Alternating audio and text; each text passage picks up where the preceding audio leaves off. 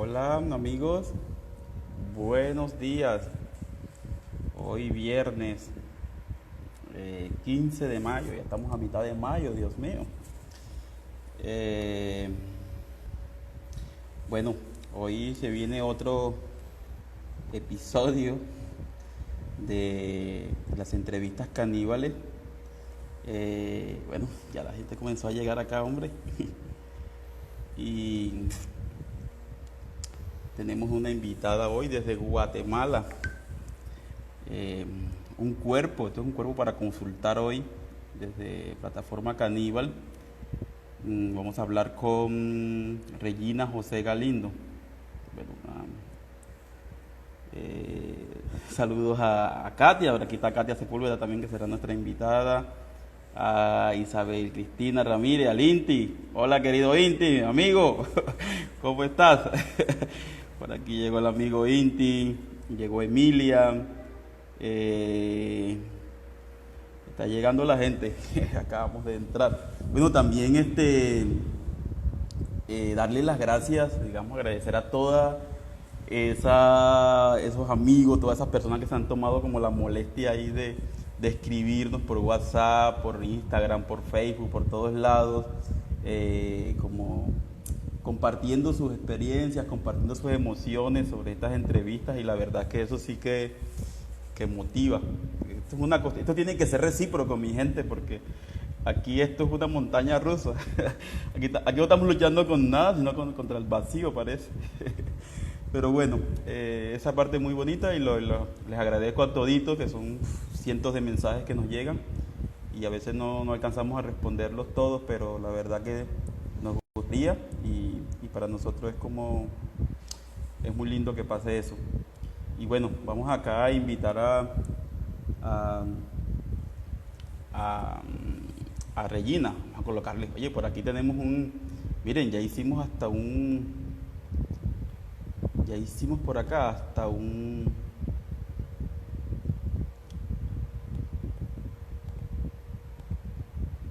pequeño audio.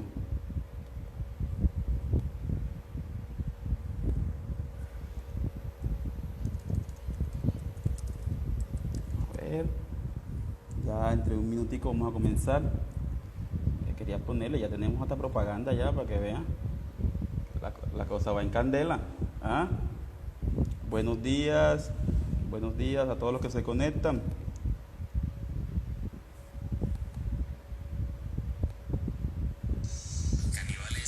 Oye, Mónica, buenos días. A la Fundación Guaja, buenos días. A Marta, por aquí está nuestra querida Marta, aquí, la Marta de Barranquilla para Colombia. Andrés Matute, buenos días, mi hermano. Bueno, aquí todos los que van llegando, buenos días. Ya en un ratico conectamos con Regina. Y bueno, Regina es una artista que no necesita mucha presentación, pero sin embargo vamos aquí a contarles un poco sobre Regina José Galindo, que bueno, nació en la ciudad de Guatemala, en el 74, y a finales de los años 90, ya casi, inició su carrera profesional como artista. Desde entonces ha sido imparable, ha sido un cuerpo imparable que ha recorrido gran parte de los escenarios del arte. En el 2015 estuvo en la 41ª Bienal de Venecia, donde tuvo uno de los premios más, como una de distinciones más grandes que podrían tener los artistas, el León de Oro, en esa Bienal de Venecia, y también el premio Príncipe Claus, también, entre infinitas distinciones y espacios del arte, bienales, en fin. No vamos a ahondar ahí porque nos quedaríamos casi que toda la hora desplegando todos sus reconocimientos. Bueno, pero Regina, digamos que ha sido como este cuerpo que ha encarnado o ha asumido toda esa como ese cuerpo que remueve los archivos y los hechos de la guerra en, en Guatemala de los años 60 hasta los años 90, casi 4 décadas de guerra. Y Regina ha ido ahí reflexionando un poco sobre cómo se han ido instalando y cómo se han ido ramificando todas estas guerras hacia la mujer, hacia los ciudadanos, hacia las personas. O sea, hay una... cómo se reproducen estas guerras ahí, estas violencias, ¿sí? en Guatemala, y ha ido señalando episodios muy fuertes. Entonces la tenemos acá y vamos a hablar sobre algunos proyectos y también qué está pasando con ella ahora. Vamos a buscar a Regina.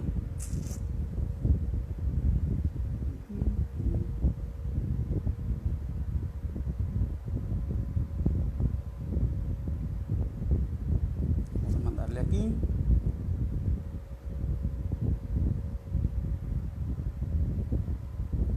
Aquí, listo. Tenemos un saludo especial a nuestro amigo Abacú también, por San José, a Valentina, a Nasli, también saludos, a Leo Moyano también saludos, a Linda, saludos, a Walterio también. Nos preguntan aquí si pueden ver las entrevistas pasadas. Sí, las hemos descargado todas. Yo creo que esta semana las vamos a subir todas al live, al canal de YouTube. Vamos a esperar aquí a Regina que llegue por acá. Ah, sí, aquí está Inti, Abacú. Por ahí está Abacú. Abacú.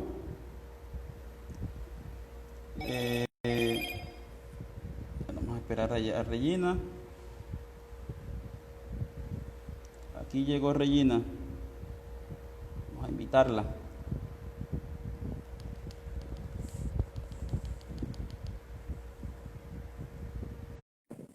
Aquí está conectando Regina. Saludos. En San Juan.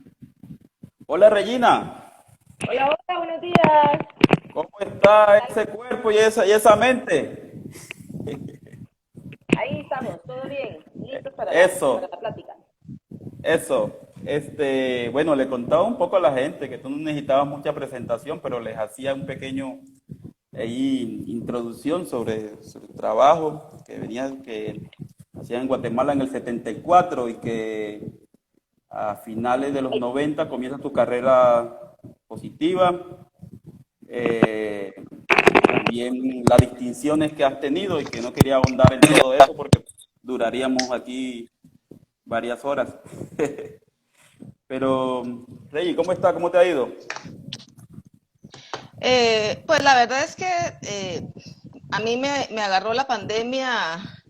Las primeras semanas sí estaba en una especie de shock. A mí me afectó muchísimo. O sea, la primera semana fue una reacción, ¿me entendés? ¿Verdad? No me lo creía y estaba muy activa, pero luego pasé 2 semanas en una burbuja aislada, estaba muy preocupada por lo que podía pasar en Guatemala, con un vacío en el estómago, un poco, ¿verdad? Como anteponiendo los prejuicios de lo que podía pasar en Guatemala, pero efectivamente son las cosas que están pasando, ¿no? O sea, la pandemia me preocupaba, pero el hecho de estar en Guatemala y como se sucede siempre la corrupción y que el Estado siempre favorece a los sectores económicos, pues a uno le afecta muchísimo, ¿no? Entonces imagínate, Claro. tampoco hay un repunte de casos extremo en el país y ya todo está colapsado, mucha hambre. Ay, no sé cómo colocar ahí. Déjala quietecita, ahí está bien. Pero, ok, es que espérate, que mi computadora no lo agarró, así que estoy intentando, a ver. Ay. Saludos a Adri que llega. Bueno. Entonces, Regina, estabas un poco impactada, luego te aislaste y después estás un poco preocupada por la situación, el manejo que está dando el Estado en Guatemala a la situación. Pues sí, tú sabes que Guatemala es un país muy, muy difícil, ¿me entendés? Que siempre se le ha dado prioridad al sector económico, que son quienes han tenido el control del Estado desde hace más de 500 años y eso se sigue viendo en este estado de crisis, ¿no? Hubieron medidas irresponsables al principio para proteger la economía, una economía que corresponde a este pequeño sector, ¿no? Y se están viendo los efectos de estas malas medidas actualmente. Bueno, Rey, Regina, cuéntanos un poco qué hacía Regina José Galindo antes de la cuarentena y qué hace, o sea, qué hacía en su vida cotidiana y qué hace ahora, cómo que ha cambiado, qué. Ujú. Bueno, como te contaba, a mí fue no una pausa, sino una detención absoluta de mi vida, porque yo desde hace 14 años, ¿me entendés? Mi forma de vivir es 2 semanas afuera de Guatemala, 2 o 3 semanas y una semana en Guatemala. Nunca había encontrado la forma de tener un ingreso económico en el país. Pues, produzco piezas en el país 1 o 2 al año, pero básicamente mi modo de vivir y mi modo de mantenerme activa era estar viajando todo el tiempo, ¿no? Guatemala es un lugar con un gran movimiento de arte pero para los artistas es un espacio muy, muy, muy difícil, muy árido. Así que yo me había acostumbrado, ¿me entendés? Todos estos años a vivir en una burbuja de privilegios, ¿no? Porque Claro, estaba claro. constantemente viajando y cada vez que uno viaja, ¿me entendés? Recibe esta especie de aprecio, de palmadita en la espalda en el exterior, algo que no se recibe en el país. Eh, y además que, ¿me entendés? Sí fue como esta pausa, que no fue una pausa, fue un stop definitivo, ¿no? Que sí pone, que te hace reflexionar sobre muchas cuestiones, ¿no? En tu vida. Básicamente soy una mujer guatemalteca que simplemente tuvo las oportunidades y los privilegios de estar fuera durante muchísimos años y ahora como que estoy volviendo a poner los pies sobre la tierra que verdaderamente me corresponde y empezar a vivir y entender lo que significa estar aquí. Antes de la pandemia, pues viajaba todo el tiempo. La semana o las 2 semanas que estaba en el país, básicamente las dedicaba a estar con mi hija y a producir ideas, pero producir, o sea, poco trabajo, sino simplemente concretar ideas y hacer trabajo administrativo. Así que estoy tratando de posicionar mi trabajo desde otra perspectiva y tratando de buscar nuevas formas de desarrollo de trabajo, pero sí me está costando, la verdad que sí me está costando.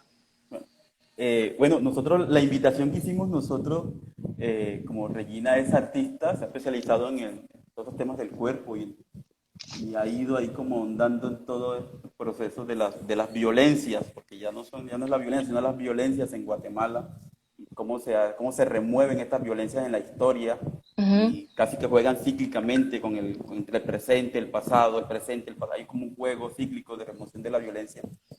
Y como eras poeta, también intentamos ahí en nuestra invitación hacer como una pequeña texto que decía que se abra la tierra, haciendo alusión a aquella pieza en que aparece la máquina ahí Uh -huh. cavando alrededor del cuerpo, que paren las tanquetas, que también hacía alusión un poco a esa pieza donde corre perseguida por una tanqueta militar, que dejen de apuntarnos, que también hacía alusión a esta pieza donde te estaban apuntando con un arma, y que comiencen a gritar, que es como una de las piezas más escalofriantes que has producido en los últimos tiempos, que es sobre este episodio en Guatemala en el 2017, Uh -huh. donde más de 50 niñas sufrieron, bueno, se habla de un accidente, pero fue una cuestión bastante. No, no fue un accidente, fue un crimen de Estado. O sea, esto evidentemente esto está ya claro y este es un proceso que todavía está abierto, todavía sigue en la impunidad, pero todavía las madres de las niñas siguen buscando justicia. Y el grupo de abogadas que desde el 2017 está apoyando a estas madres son incansables. El grupo 8 Tijash siguen insistiendo y siguen, ¿verdad?, presionando para intentar buscar justicia en este caso que fue tremendo. Claro. Este caso, ¿querés que lo cuente un poco? Bueno, comencemos Uh -huh. desde ahí, que vamos a hablar sobre algunas piezas, entre algunas piezas, sobre esta, que se llama Las escucharon gritar y no abrieron la puerta, Uh -huh. que es este caso, uno de los últimos casos así fuertes en Guatemala, que conmovió a todo el mundo.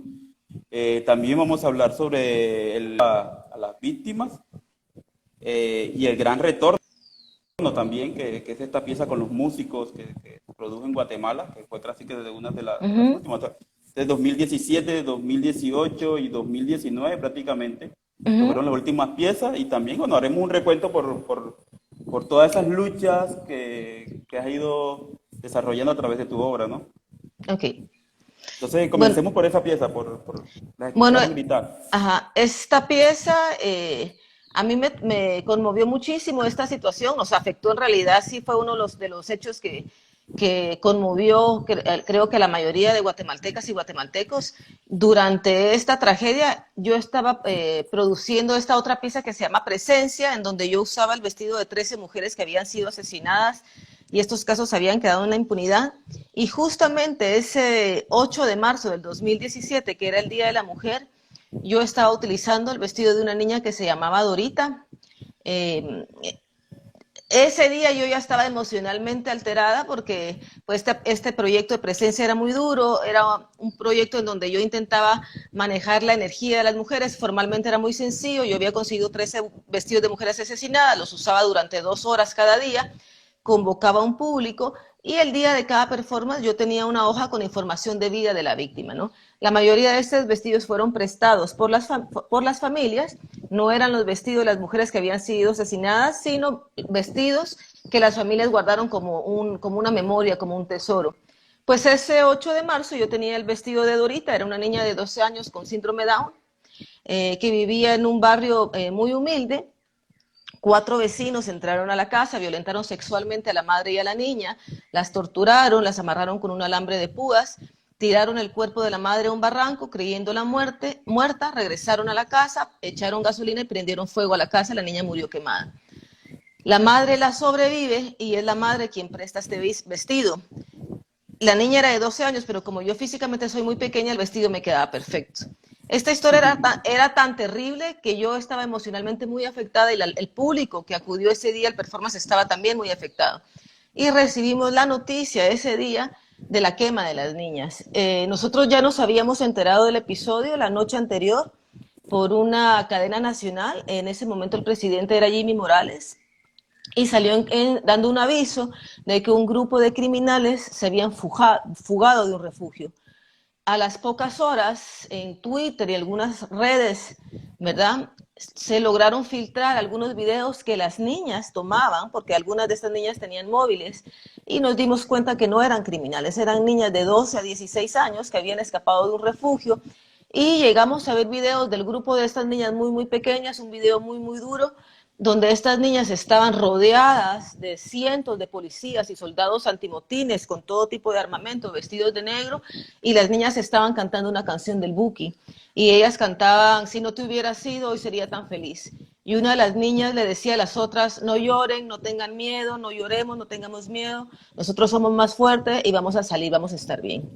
Este fue el último video que llegamos a ver de las niñas. Al día siguiente, estando en el performance, pues se recibió la noticia a las 9 de la mañana que había sucedido un fuego dentro del refugio y ya con esa noticia entendimos lo peor, ¿no? Pasaron muy pocas horas para que se pudiera ir revelando lo que había sucedido. Las niñas, después de este video que logramos ver, fueron devueltas con mucha violencia al refugio. En este video habían más de 100 niñas, o sea, más de 100 niñas escaparon de ese refugio. Y cuando se regresa al refugio, meten a un cuarto a 56 niñas, es decir, ahí hay un problema de conteo.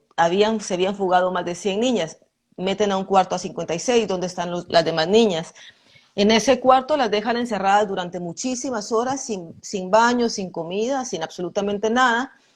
Y al día siguiente, a las 9 de la mañana, se inicia un fuego. Las autoridades no les abren la puerta y las dejan morir, las queman vivas. 41 niñas mueren en el momento, mueren por el mismo fuego. Algunas niñas mueren posteriormente por las heridas. El resto de niñas se pueden imaginar las condiciones en que quedaron, sobrevivieron, pero completamente quemadas, con su cuerpo quemado y con una historia de vida completamente muy, muy duro, ¿no?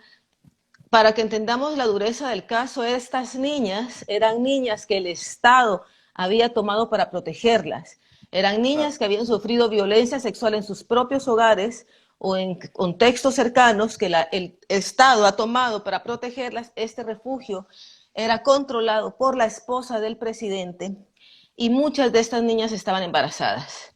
Por lo tanto, este refugio estaba siendo usado como trata de niños dentro del mismo Estado para personajes importantes que habrán sido militares o personajes cercanos al propio Estado. Y seguramente el Estado decidió que la mejor forma de acallar estas voces y de silenciar este problema que no saliera a luz era asesinando a estas niñas, ¿no? Lo más duro es entender que este no era el único refugio del país. Seguramente esta situación se estaba dando y se sigue dando en otros espacios de protección a las niñas. Y en ese momento tú decides, digamos, desarrollar un proyecto en relación a esto. No, no, no, no, no. La verdad no fue así. Pasaron varios meses.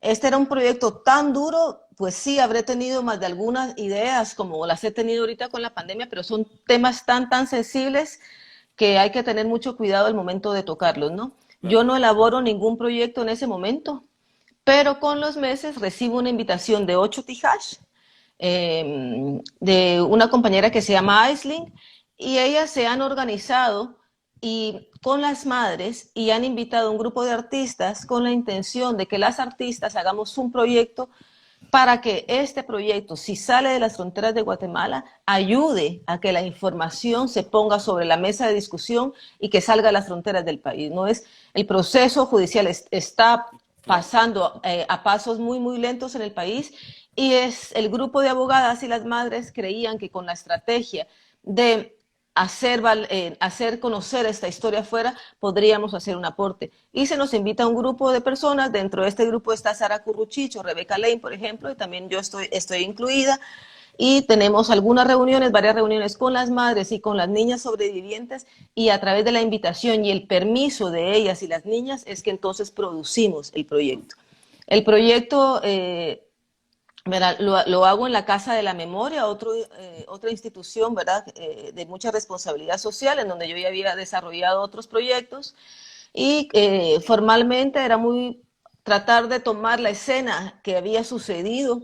En esa ocasión con las niñas hago un open call, hago una llamada abierta para mujeres voluntarias que quieran participar en el performance. Juntamos 41 mujeres, algunas de las madres participaron en el performance. Estamos encerradas en una pequeña habitación con similares dimensiones a las que las niñas estuvieron encerradas. El público no nos podía ver y por aparte yo tengo un sistema de audio, coloco varias bocinas en la Sexta Avenida, que es esta avenida peatonal de mucho tránsito en Guatemala. Por lo tanto, y por aparte trabajo con un director de coro que nos ayuda a controlar que el grito tenga la intención necesaria y el tiempo adecuado, nos da unas pequeñas instrucciones y en el cuarto gritamos durante 9 minutos consecutivos, que fue el tiempo que las niñas gritaron en el cuarto mientras se morían quemadas. Sin tomar aire, gritamos y gritamos y gritamos, y estos gritos se escuchaban en el exterior y se escuchaban también en las bocinas que estaban colocadas en la Sexta Avenida. Voy a colocar un poquito del audio, Regina, para que... Okay. Yo creo que un segundo. Podemos ir aquí va el audio corriendo un poco para que la gente tenga un poco la idea de cómo, digamos, era la reproducción de un espacio hacia algo externo. Y Regina, te voy a preguntar algo. ¿Cómo, digamos, cuando hablabas del vínculo, de que esto, digamos, no es un proyecto que se produce, que voy a hacer esto, sino que hay se va asimilando un poco desde el luto hasta la misma acción de hacer algo por ello? Y aquí responde un poco a esa pregunta que tenemos sobre esa pregunta que ronda el arte y que es su utilidad en la sociedad. Y de alguna manera este proyecto, aquí están un poco los gritos, ¿no? Eran todas simultáneamente gritando y todo esto se escuchaba afuera, y era como una conmoción. Es que de hecho esto fue lo que sucedió. Hay evidencia, hay unos videos muy duros en donde hay autoridades, porque habían cámaras en el refugio, las niñas están gritando mientras se están quemando, gritan durante 9 minutos consecutivos. Y las autoridades nunca les abren la puerta y se hacen de oídos sordos. hay evidencia de que las personas están escuchando cómo estas niñas están muriendo, cómo gritan, y simplemente su espíritu no se conmueve y nunca les abren la puerta. Eh, Estos son proyectos, ¿me entendés?, que nacen desde esta petición, que es una cuestión más humana, no son proyectos que surgen para que luego pasen a un canal de sistema de arte, ¿me entiendes? Claro, Estos son claro. proyectos que luego, como el proyecto de los vestidos, ¿no? Son proyectos con la intencionalidad de hacer un aporte que no tienen una finalidad comercial, o sea, que no van a pasar nunca a una feria o una galería. Claro. No, y también esa vinculación, Regina, en la que, porque hay mucha energía ahí, ¿no? Cuando te, Sí, digamos, por el ejemplo, contacto con la gente. ¿Cómo quedas tú, digamos, ot- antes y después de un proyecto? O en, sea, para ese proyecto, como yo ya había pasado por la experiencia de los vestidos, a mí la experiencia de los vestidos me marcó verdaderamente. Cuando yo inicio el préstamo de los vestidos y traigo los vestidos a la casa, tengo una experiencia que no me ha sucedido en mis casi 20 años de artista, empiezo a sugestionarme. Empiezo a sentir la energía de las mujeres, empiezo a soñar con estas mujeres, además cada historia es terrible. Entonces yo ya estoy en esa como emoción alterada cuando sucede la tragedia de las niñas. Y para el proyecto de los vestidos, como yo me veo desbordada en mis emociones y en esta línea que yo siento que crucé del arte, acudo a una sacerdotisa maya, y le pido que me acompañe en el proceso de los vestidos. Cada día que yo use un vestido, o sea, previo a usar los vestidos, hacemos una ceremonia, pedimos permiso al fuego, a los 4 elementos, hasta que en la ceremonia entendemos que tenemos el permiso, iniciamos el proyecto. Trabajé con una medium, trabajé con una angelóloga, y durante los días que usaba los vestidos, todo el tiempo, una esquimaya me acompañó, hacíamos un fuego, el fuego estuvo encendido las 2 horas que yo usaba cada vez los vestidos.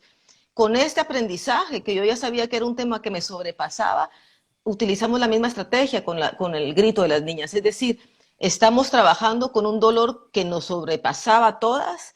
Dentro del performance habían madres de estas niñas. Lo más importante era entender que no podíamos abrir esta llave, que iba a ser muy, muy dolorosa, y después dejar abierta esta llave. Entonces, el día que hacemos el performance, trabajo nuevamente con esta aquí, pero trabajo con un grupo de 3 sacerdotisas, tenemos un fuego encendido en la terraza del espacio de Casa de la Memoria.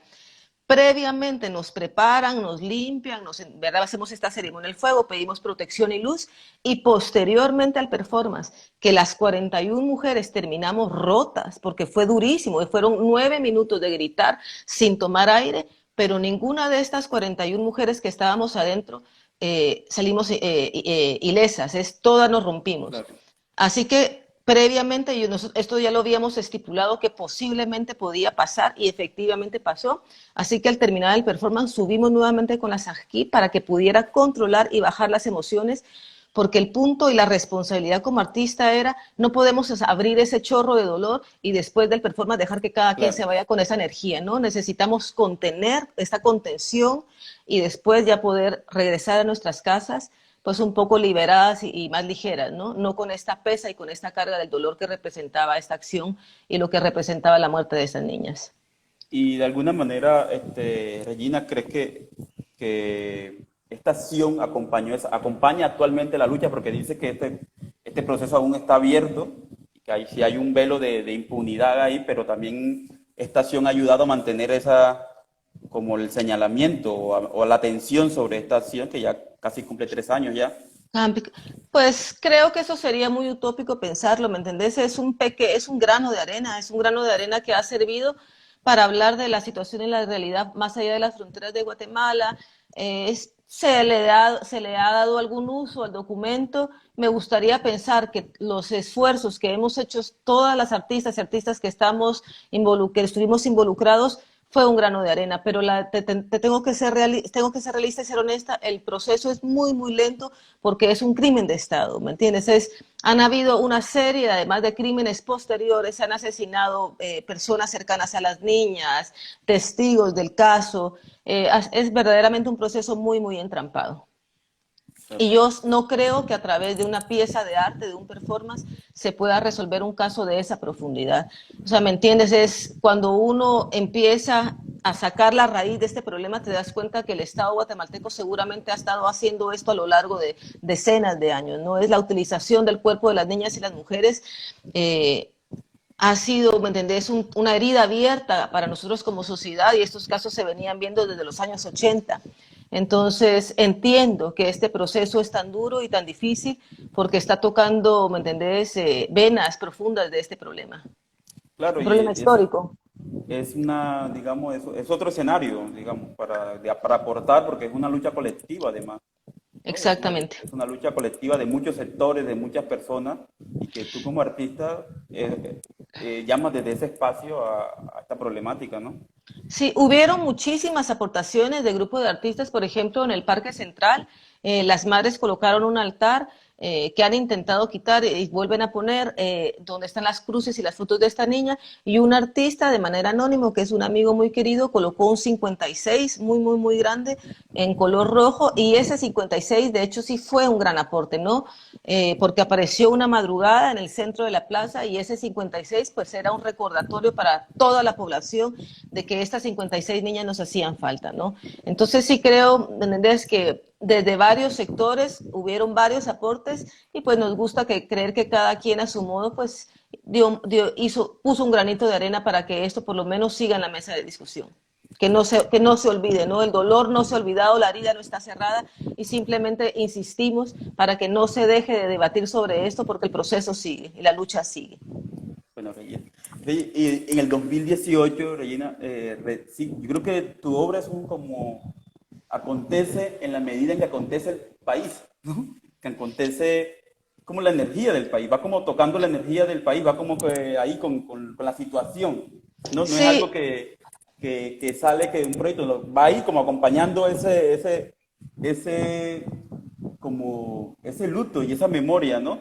Y por eso decíamos que paren de gritar porque ahí viene Regina José Galindo con su cuerpo abrigo que repele cualquier orfandad y es como la forma de acobijar, de acompañar todas esas injusticias y todas esas atrocidades que van pasando y que apuntan un poco a deshumanizar las sociedades, ¿no? sí, ¿me entendés? Yo sí estoy muy consciente de que mi ser guatemalteca ha sido básicamente la plataforma de mi trabajo. ¿Me entendés? Cuando yo empiezo a ser artista a finales de los años 90, tú sabes que yo no vengo del campo de las artes, no pasé por la academia. A mí básicamente lo que me hace ser artista es un grito de rabia, ¿no? Yo tengo esta frustración, esta rabia acumulada. Fui una joven de clase media que creció, ¿me entendés?, a la espalda de todo este conflicto, de esta guerra espantosa, estas masacres. Soy hija de un juez. Así que cuando por fin yo entiendo la realidad de mi país, a los 18, 19 años, cuando llega a mis manos por fin el libro de Elizabeth Burgos y Rigoberta Menchú, de Así me nació la conciencia, fue verdaderamente un trauma para mí, porque no podía entender cómo todo esto había sucedido a mis espaldas y no tener conciencia clara de que estaba pasando, ¿no? Y esta sensación de rabia y frustración me ha acompañado a lo largo de estos 20 años de carrera. No todo mi trabajo se refiere a Guatemala, es decir, como viajo tanto y tengo la oportunidad de poder expresarme fuera de las fronteras, pues yo he intentado y a través de los viajes, pues la mentalidad se va abriendo, tu corazón se va abriendo y vas entendiendo que los problemas humanos son los mismos aquí o en China o en Europa, ¿no? Cuando yo trabajo en Europa, pues trato de focalizarme en algún tipo de problema que tenga conexión mutua para no presentarme en Europa o en Estados Unidos en el primer mundo desde las miserias de mi espacio. Es decir, en un momento llegué a entender de que yo misma estaba cansada de contar las miserias de mi país para que en un público de primer mundo me viera como la otra, como la pobre muchacha que viene de la periferia con toda esta carga encima, ¿no? Y he tratado de romper esta frontera entre los mundos y hacer entender a través de un trabajo empático de que hay emociones y tragedias humanas que nos corresponden, ¿verdad? Sin estas diferencias políticas o de espacios. Pero sí, el hecho de la rabia y la frustración de ser guatemalteca, de un país que es tan difícil, con tanto conflicto, que es tan constante, creo que mueve gran parte de mi energía. De hecho, tu primer trabajo en 1990 es un grito. Es el dolor, no, el primer performance Uno de los era el dolor primeros, en un pañuelo. Ajá. uno de los primeros, que es este que lo gritaré al viento, como que Sí, era, ¿verdad? Una pieza del 99, fue el segundo performance que yo hice. que para mí fue muy importante. Bueno, primero, el tema de género a mí me ha acompañado todo el tiempo, ¿verdad? De hecho, el primer performance que hice, El dolor en un pañuelo, yo había estado acumulando recortes de revistas durante más de un año que eran noticias sobre violencia que sucedía sobre nuestros cuerpos y yo las guardaba para escribir poemas o escribir cuentos. Logro tener una invitación en un colectivo, en una muestra de arte y utilizo estas noticias para este primer performance. El, lo voy a gritar al viento vuelve a ser nuevamente una pieza de género en donde yo lo que quería contar y hablar es que la voz de la mujer se seguía perdiendo en el aire, pero también fue relevante para mí porque fue la toma de un espacio público desde la transgresión y eso marcó mi carrera y también marcó de cierta manera las pautas de arte en Guatemala. Yo no era la primera persona, artista que hacía performance en Guatemala. Francisco Ollón había hecho performance, él ha muerto. También Sandra Monterroso había hecho performance. De hecho, creo que fue a través de imágenes de estos dos artistas que yo conocí el término. Pero cuando se hace, lo voy a gritar al viento, como fue tan llamativo, salió en los periódicos al día siguiente. Claro que ninguno de los periódicos en las portadas mencionaba el término performance, ¿no? Se hacía todo tipo de análisis erróneo, pero sí marcó un antes y un después en cuanto al uso del espacio del público y en cuanto al uso de nuevos medios, que no eran nuevos, pero para Guatemala lo era, que medios expresivos, ¿verdad?, de arte. Y yo creo que ese ha sido el poder de Regina José Galindo, y es que ha entendido un poco cómo pasa su trabajo por el arte, que el arte no es el fin, sino que es como un escenario más entiende las etapas de producción y entiende los antes y después del arte. El arte queda como que en una zona, en un medio donde pasa todo eso, pero que también va más allá, ¿no? Y se vincula directamente desde lo territorial, desde las personas, desde también creo que hay también un trabajo muy fuerte en sanar personalmente todos esos trabajos, porque es como una cuestión recíproca de dar y recibir desde el cuerpo, y ese es un Uh-huh. poder, ¿no? Pues no sé si es un poder, o sea, no me gusta pensar en el arte como un poder, ¿me entendés? Creo que iría por un camino completamente distinto. Me gusta pensar en el arte como un medio horizontal de expresión, ¿no? Es en la medida que el arte llega a ser vertical, pierde su esencia, ¿no? Eso es lo que a mí me parece. Por eso es que es tan peligroso ingresar a un sistema de arte donde un artista puede perder la conexión con la tierra y llegar a las nubes o este crecimiento del ego o desconectarte de la realidad, que son cosas que puede pasar, ¿no? Yo he tenido la suerte que soy guatemalteca, tengo el privilegio de poder viajar, pero nunca he podido obtener una visa, un permiso para poder quedarme, lo cual o sea, a mí me ha afectado, me ha hecho sufrir, pero al mismo tiempo creo que me ha hecho estar siempre como muy clara y ha evitado que yo flote como un globo, ¿no? Porque yo puedo ir a trabajar a cualquier parte del mundo, pero siempre me toca regresar.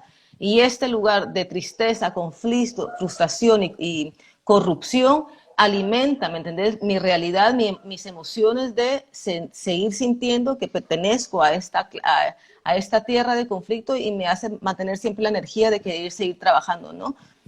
Por algo más que una producción una pieza de arte que va para un sistema económico. Regina, vamos aquí a saludar a la gente. Tenemos Muy bien. más de 100 personas, 111 aquí invitados simultáneamente. Aquí muy bueno eso. Por ahí vimos a Solenaro también hablando sobre todo este relato. Gladys, Turner, saludos. Ya saludaba por aquí el Inti Guerrero, Margarita Ariza también, Linda. Mucha gente, Muriel Angulo, que también estuvo aquí invitada en Cartagena, una de las meninas emputadas. Francisco Medina, también te saluda. Pero yo tenemos a todo el mundo aquí. Adriana Ríos, saludos. Montenegro, también saludos. Tenemos aquí la fanaticada es grande, Regina. Sí, qué alegre, tantos amigos y tantos nombres conocidos. Pues, ¿cómo está? Muchas gracias por la visita este viernes. Es Bueno. viernes, el cuerpo lo sabe. Bueno, Regina, con todo esto del coronavirus, ¿tú crees que algo cambiará en la gente, en el arte?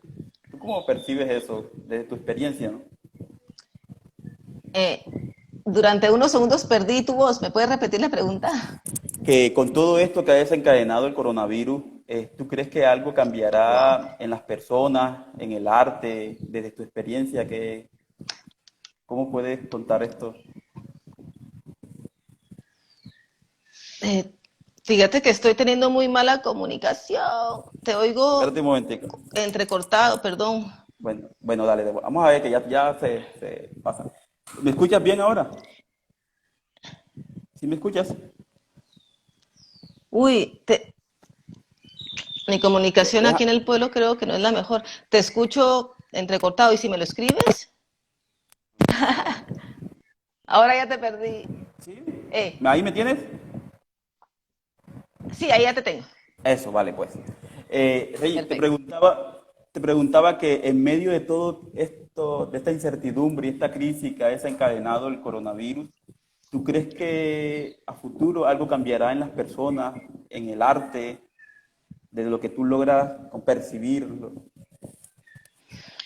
Yo la verdad, vos es que tengo, ¿me entendés? Empiezo a hacer reflexiones que van en otras direcciones. Entiendo lo de la pandemia, entiendo la muerte, entiendo el dolor, pero tengo preguntas, ¿me entendés? Acerca de cómo están reaccionando los estados alrededor del mundo y estas estrategias de represión y control tecnológica. Es decir, yo tengo grandes y serias dudas sobre esta cuestión.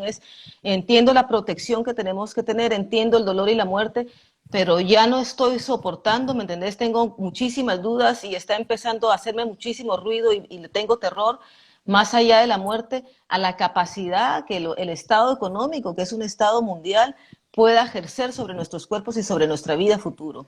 Eh, la humanidad ha pasado por otras pandemias y han sido momentos dolorosísimos, pero adicionalmente, me des al riesgo humanitario que esta pandemia está representando, tenemos un nuevo riesgo, que es un nuevo riesgo de factor económico y de control social, que esto no se había experimentado ni vivido durante otras crisis de salud o sanidad en otras pandemias, ¿no? Y creo que como individuos civiles tenemos que estar verdaderamente alertas. Es decir, entiendo el miedo, yo también me vivo con miedo. Soy una mujer guatemalteca en un país en donde no hay respiradores, ¿me entienden? Es decir, aquí no nos podemos dar el lujo de enfermarnos, porque o sea, el que se enferma pierde. Pero más allá de ese miedo individual, ¿me entendés? Es que estar muy alertas porque este miedo no puede permitirnos perder el control de nuestro futuro y nuestro destino. Es decir, en algún momento nosotros como individuos civiles y como sociedad tendremos que levantarnos y decir basta. O sea, se acabó el control, por ejemplo, el uso que tenemos de la tecnología, nosotros tenemos que controlar este uso y no la tecnología nosotros. Es decir, en algún momento tendremos que sentarnos, reflexionar y ver cómo accionar, cómo, ¿me entendés?, desobedecer y cómo ser ágiles ante las medidas represivas y de control que se están dando. En este momento estamos todos en pausa, estábamos todos aletargados porque el miedo lo tenemos en la espalda. Pero llegará el momento, ¿me entendés?, que vamos a sacar fuerza de las entrañas y nos vamos a levantar y nos vamos a resistir. Esto creo que tiene que darse, no sé en qué momento, pero va a ser vital.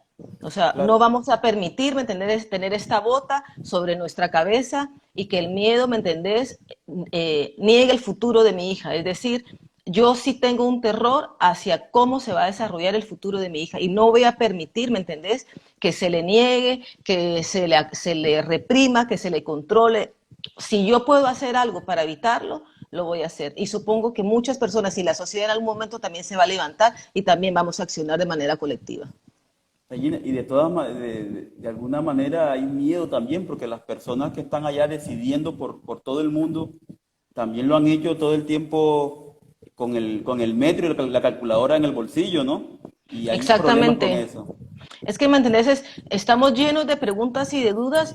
O sea, actualmente, ¿me entendés? Nuestro continente es el continente más afectado con la mayor cantidad de muertes y enfermos por coronavirus y no logramos entender, por ejemplo, lo que está sucediendo en los Estados Unidos. Son miles y miles y miles de muertes que provienen de las comunidades latinas y afrodescendientes y entonces estas muertes no están siendo contabilizadas adecuadamente en el país más poderoso, con la mayor economía del mundo y la sociedad en sí no tiene un duelo hacia sus muertos. O sea, los Bueno, que nos estamos quedando, los que se están muriendo, o sea, somos las periféricas, los individuos que podemos ser reemplazados. En algún momento, ¿me entendés? O sea, los que sobrevivamos tendremos que tomar cartas en el asunto y salir a luchar por los derechos de los que estamos. O sea, lo que está sucediendo, estas medidas económicas, o sea, Guatemala protegió al sector económico oligarca, obedeció al CACIF, o sea, se puso de rodillas nuevamente ante el CACIF, que hace este grupo oligarca que controla el país desde hace 500 años, y los resultados están siendo nefastos. Y las decisiones que se han tomado a lo largo del mundo no ha sido para protegernos a nosotros, ha sido para proteger una economía en donde nosotros no nos vemos beneficiados de. Es una economía circular que solo beneficia al mismo circuito durante año tras año tras año. Así que supongo que una crisis, cuando uno toca fondo, o sea, toca fondo, come mierda, y es el momento para tomar impulso y salir a flote y salir adelante y dar un salto. Y yo tengo la esperanza de que eso posiblemente podría suceder como nosotros, como individuos conscientes. Todavía estamos con el miedo, estamos cayendo, estamos cayendo. Cuando caigamos verdaderamente, toquemos fondo, algo va a suceder y vamos a salir adelante. Sí, porque además mucha gente, he visto muchos comentarios en las redes que la gente cree que el capitalismo va a salir afectado de esta crisis. Y el capitalismo se debe a la crisis de la... El capitalismo es el responsable de esta crisis, el capitalismo va a salir fortalecido de esta crisis, es decir, quienes están sobreviviendo. En Estados Unidos es el mejor ejemplo, ¿no? Están sobreviviendo la gente blanca con cierta capacidad económica y son los que manejan los recursos, los que manejan el sistema sanitario, los que tienen el privilegio de optar a los hospitales. La economía para estas personas no se va a bloquear, no se va a limitar. Veamos lo que está pasando en Europa, veamos las tiendas de Zara, que el capitalismo no se acabó, o sea, las tiendas abrieron el lunes y la gente hacía unas colas como para pedir comida, que es algo muy doloroso. En Guatemala hay personas haciendo colas de 2 o 4 horas para recibir un plato de comida, y estas colas también existen en España, pero paralelamente el capitalismo feroz abre sus tiendas y la gente que no perdió capacidad económica, sino que se vio todavía más empoderada, son los que están haciendo colas para comprar la ropa, mientras la gente que lo perdió todo en estos 2 o 3 meses que llevamos de confinamiento hace 4 horas para recibir un sándwich. O sea, a mí no me hablen, que el capitalismo va a morir. O sea, no solo siguen las brechas, acrecentaron las brechas. Así que a mí todos estos discursos de que vamos a cambiar, de que nos vamos a renovar, de que es un cambio de era, a mí la verdad es que me hacen vomitar. El positivismo absurdo me molesta porque no es realista. Claro. O sea, por ejemplo, las primeras semanas yo estaba aturdida, que hay que mantener la vibración en alta, que hay que estar contentos, que hay que estar ahí, que el namaste. Yo practico la meditación, hago mi yoga, pero soy realista. Es decir, no perdamos de vista la realidad. El capitalismo no va a morir, o por lo menos no parece que va a suceder ahora. Los que estamos muriendo somos nosotros, los que están muriendo somos los pobres, los periféricos. Así que no nos ilusionemos con frases que están hechas, que parecen muy románticas. No romanticemos la cuarentena y el encierro porque no tiene nada de positivo. Claro. Regina, vámonos al 2018, estas últimas piezas, el monumento a las víctimas, a los invisibles. Cuéntanos un poco sobre este proyecto. Este fue un proyecto que se quedó cortado por la mitad. Es un proyecto que inicié este año. Yo quería hablar sobre las mujeres desaparecidas en Guatemala. Inicié con un proyecto aquí en la Antigua. Son 4 mujeres que se desaparecen al día en el país, 28 mujeres que se desaparecen a la semana. Así que el primer ejercicio lo hicimos con un amigo, con Juan Esteban Calderón, que es un artista que vive aquí conmigo en el pueblo, y hemos hecho varias intervenciones juntos. Inició como un ejercicio transgresor una madrugada. Cubrimos la fuente de la antigua Guatemala donde hay 4 sirenas y colocamos unos textos que decían 4 mujeres desaparecen al día en el país, en idioma maya, en español y en inglés, porque queríamos que esta información, la Antigua es un centro turístico de mucho tránsito, que este mensaje llegara a la población estadounidense, que entiendan el riesgo de lo que significa Guatemala. Y lo hicimos posteriormente al asesinato de una activista muy conocida, muy importante, que sucedió en un hotel aquí en la Antigua Guatemala 2 o 3 días antes que hicimos la intervención. El hotel tenía cámaras, o sea, pudieron apresar al victimario. No hubo seguimiento de este caso, es decir, simplemente este caso evidenciaba lo que sucede en la Antigua Guatemala. Hay una violencia extrema, la violencia sexual es algo que sucedía cotidianamente. Ese asesinato sacó a luz esta realidad, y en la Antigua Guatemala hay una prohibición para que la información salga, porque al ser un lugar turístico se trata de proteger al turista y no a la gente que vivimos acá. El segundo paso de este proyecto fue entonces hablar, si 4 mujeres se desaparecen al día, se desaparecen 28 mujeres a la semana, y esto ya lo hago en Alemania.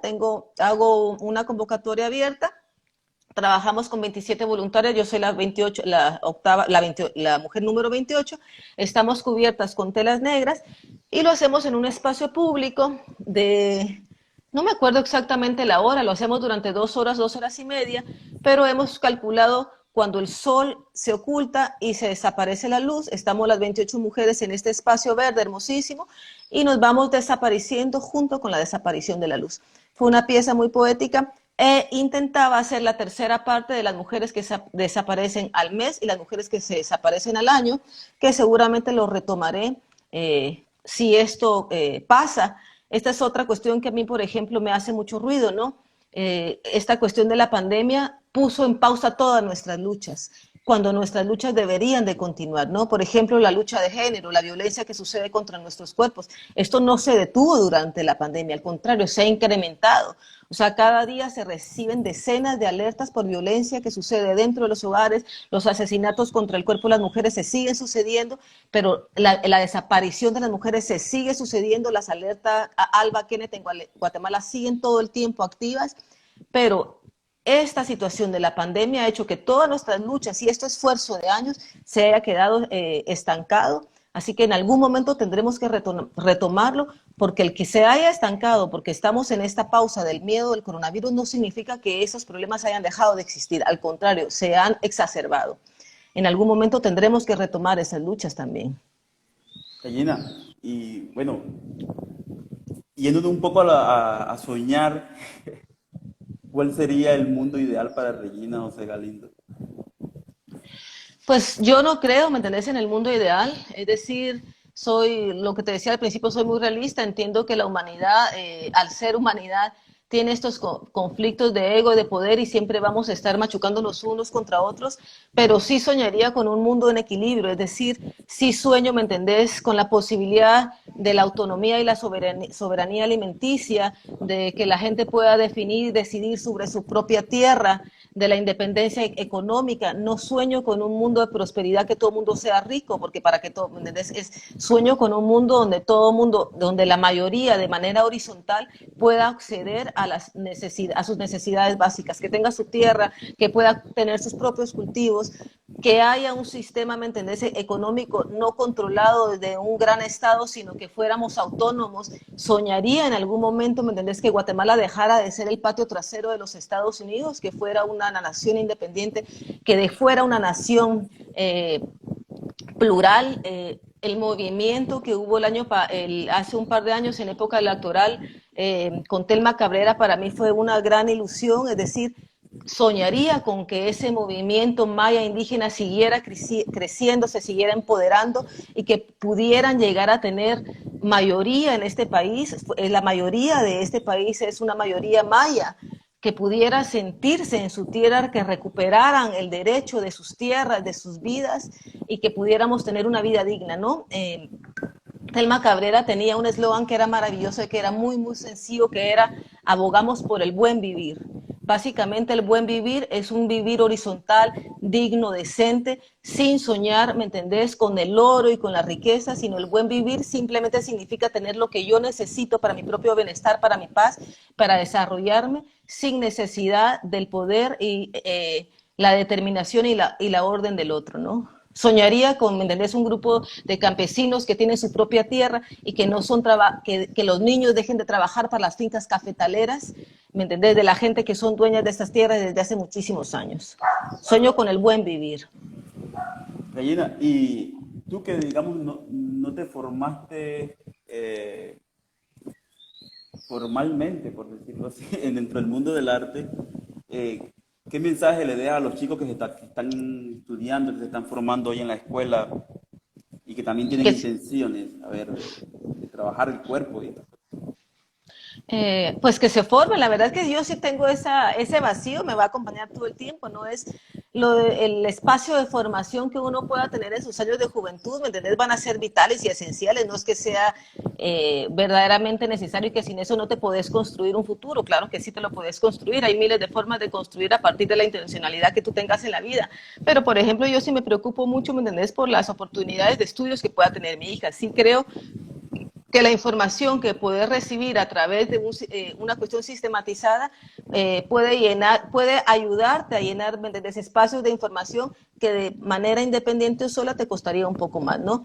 Pues mi consejo podría ser la información y la formación son vitales, pero más allá de la información que regula la institución, es la postura crítica y la visión crítica que cada uno pueda tener, y eso se forma cada quien. Eso es verdaderamente individual, a través de tu propia postura, de tu visión en el mundo, de salir a la calle, salir de la burbuja, salir de tus privilegios, del privilegio, ¿me entendés?, de la propia individualidad, y a través formar una visión crítica en el mundo es necesario, ¿no? Es para poder desobedecer, transgreder y ser rebeldes, necesitamos tener el manejo de esa información y saber qué es lo que estamos transgrediendo, ¿no? La rebeldía no es una cuestión que surge de manera improvisada, ¿me entiendes? No es una rebeldía sin intención, tendría que ser una transgresión, una rebeldía con intención, saber qué es lo que estamos haciendo para tratar, ¿me entiendes?, de focalizar nuestra energía. Entonces, mi consejo sería, al lado de la formación institucional que se tenga, el hacer todo tipo de esfuerzos para alimentar nuestra visión crítica, formar carácter,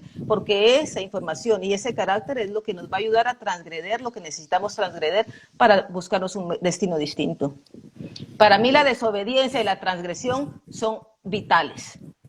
Es el ADN de un artista, ¿eh? El ADN Debería ser el ADN de todo individuo, ¿me entiendes? O sea, de la todo gente. individuo.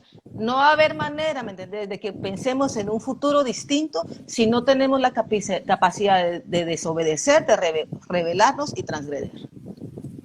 Bueno, Regina, aquí saludamos otra vez a toda la gente. Tenemos 115 personas conectadas.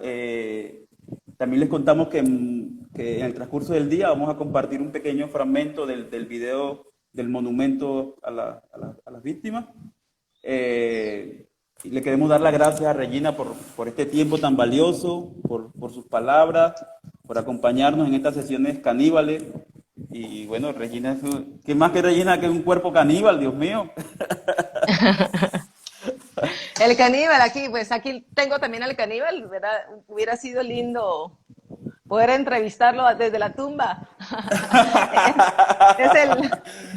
Ese es el tatuaje de Aníbal López, que es, ¿verdad?, me imagino que es un artista que tú ya conoces, que era mi Sí, gran claro. compañero, era que lo sigo extrañando todo el tiempo y claro, desde que tú me invitaste con esta cuestión de caníbal, pienso mucho en él porque era la forma en que los colegas le llamábamos, ¿no? El caníbal López. El caníbal Así que López. seguramente él hubiera sido otro gran invitado de tu Otro programa. gran invitado aquí, Me hubiera caníbal. gustado mucho conversar con él y yo estoy segura que Aníbal hubiera transgredido estas medidas. Él era un gran rebelde, un gran transgresor también. Muchas gracias, Regina, muchas gracias, de verdad. Pues muchas gracias por la invitación y muchas gracias a toda la gente que estuvo viendo estos minutos con nosotros. 120 invitados, 121. Pues a todo el mundo, muchas gracias, un fuerte abrazo, cuídense mucho y ya saben, rebeldía, desobediencia, transgresión en la medida de lo posible. Gracias, Regina. Chao, Bueno, chao, nos chao, vemos. chao. Bueno, este último minuto vamos a ponerle una canción a la gente, Dios mío. Y vamos a poner por aquí. A ver.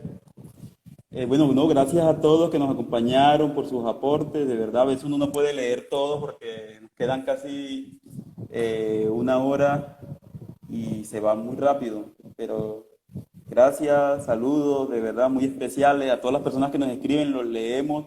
No, a veces no alcanzamos a responder uno y el otro, pero agradecemos mucho como que se tomen ese momento para escribir y esto es recíproco, la verdad. También nos alimenta mucho. Muchas gracias, espero les haya gustado la entrevista. Nos vemos el lunes con Katia Sepúlveda desde Chile. Para seguir, yo creo que es la misma línea. Vamos a seguir conversando sobre tres cosas de otro territorio y desde otra mirada y otras acciones, pero vamos a seguir conversando. Y después venimos el miércoles con Lucy Gemay, que también es una artista del Caribe colombiano bien fuerte. Este fue el momento de las chicas poderosas. Y bueno, muchas gracias por acompañarnos y vamos a dejar esta canción. Bueno, eso no cuenta, eso es publicidad. Espero les haya gustado. Bueno, Regina es una mujer candela. Ahí, que siempre está ahí en en el filo. Bueno, gracias a todos por acompañarnos. Les damos este pedacito poquitico aquí de canción y vamos hablando. También les pedimos que compartan nuestra información con sus amigos, con colegas, que para nosotros es un esfuerzo bien grande, como llegarle a cada vez más gente. Y bueno, nos quedan 30 segundos, 25, 24, nos estamos yendo. Saludos, se les quiere a todos.